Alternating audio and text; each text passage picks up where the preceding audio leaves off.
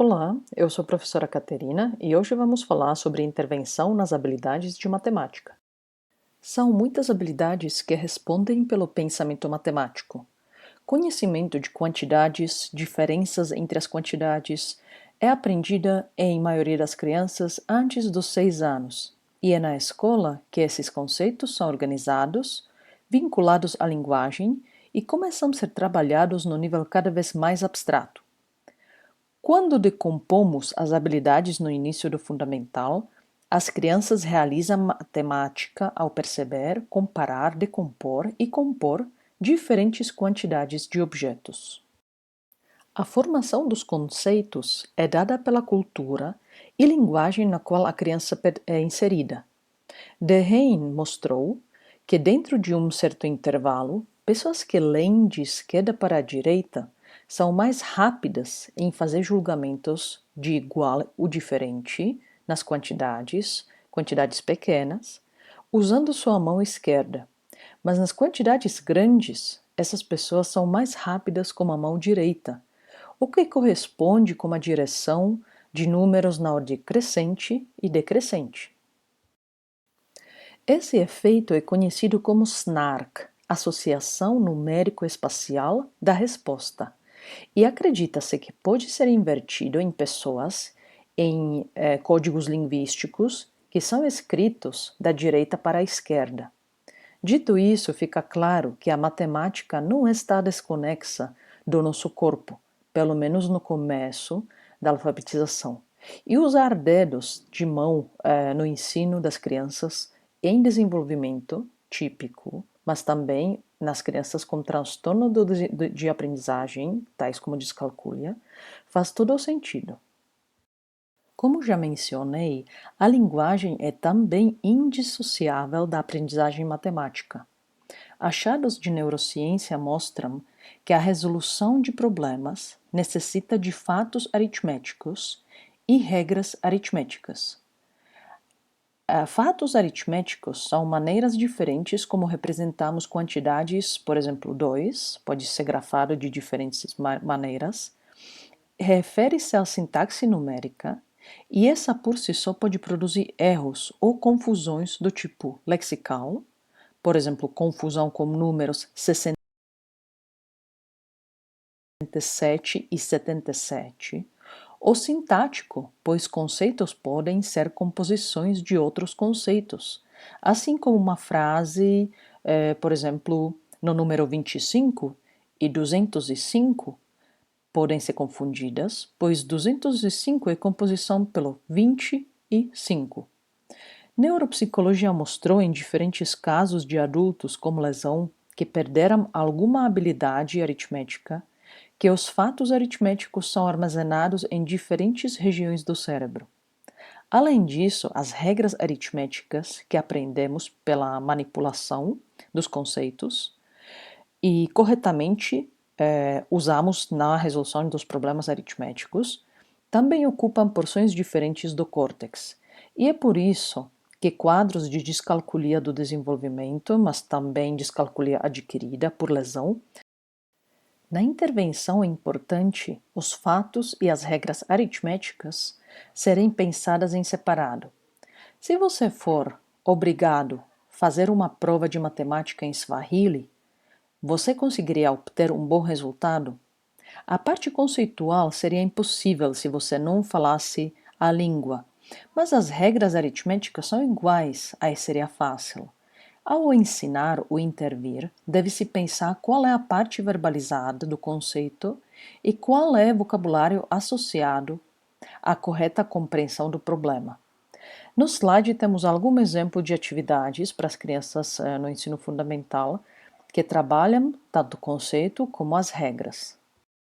Um bom exemplo é a atividade de par e ímpar e o ensino de horas, que além de conceito de quantidade, tem representações semânticas variadas. Uma boa maneira de ajudar crianças e adultos a fixarem fatos aritméticos é por meio de jogos computadorizados, que de forma repetitiva e com diversão auxiliam nos recursos mnemônicos. Aqui tem um exemplo do jogo chamado Number Race, Corrida de Números. destinado para as crianças das séries iniciais do ensino fundamental. Outro exemplo do jogo, chamado Math Blaster, que une diferentes atividades e minijogos para as habilidades de aritmética. Outros problemas podem prejudicar desempenho na matemática, embora não estão diretamente ligados ao conhecimento matemático. Vamos chamar eles de interferências e podemos listar entre eles falha na memória. Então, eu sei como resolver um problema, mas deu branco. Outro seria falha no monitoramento, ligado à atenção sustentada durante a tarefa. Por exemplo, quando faço uma subtração e esqueço de passar um para frente. E a última falha seria no conhecimento conceitual, de uma aprendizagem incompleta e defeituosa. Falhas no monitoramento e outras interferências são principais causas de grande porcentagem de resoluções erradas, tanto pelos alunos regulares como pelos alunos com algum transtorno de aprendizagem. Por isso, as interferências devem ser levadas muito a sério numa intervenção e devem ser realizados procedimentos de organização, anotação e revisão que possam minimizar a ocorrência das interferências. A organização de passo a passo, que deveria ser também ensinada na matemática, principalmente na resolução dos problemas, está sendo demonstrada na figura no slide. Quais são os conceitos mais importantes na instrução desse problema? Qual é a sequência necessária para uma boa execução? Para resumir, vou apresentar um modelo de processamento numérico do Cipollotti e Butterworth, que pode ser observado no esquema no slide. Ele é composto por sistema perceptual e sistema de ação. O componente de fatos e regras aritméticas interage por meio do componente de representação abstrata com dois componentes verbais, um de compreensão e outro de expressão falada e escrita. Por fim, há um quinto componente de conversão não semântica, que auxilia na rápida associação entre os conceitos análogos, por exemplo, quantidade 3, que pode ser representada por diversas formas, e que são unidos nesse componente. Assumindo então que habilidades aritméticas são distribuídas em distintas funções, não nos surpreende que no nível neural há também múltiplas áreas participando da aritmética. Vale a pena mencionar córtex parietal, seta vermelha, que auxilia no conceito das magnitudes e tamanhos, e córtex temporal, ligado a diferentes habilidades linguísticas.